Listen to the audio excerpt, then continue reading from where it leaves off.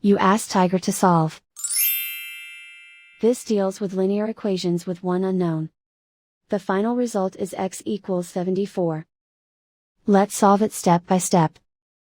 Simplify the expression. Expand the parentheses.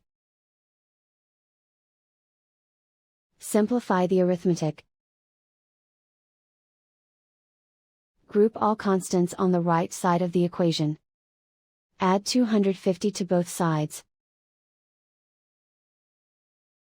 Simplify the arithmetic.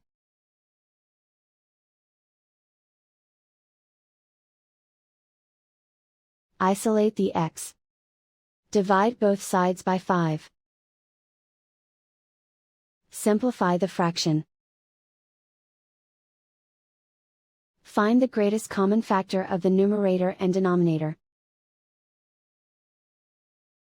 Factor out and cancel the greatest common factor. And so the final result is x equals 74.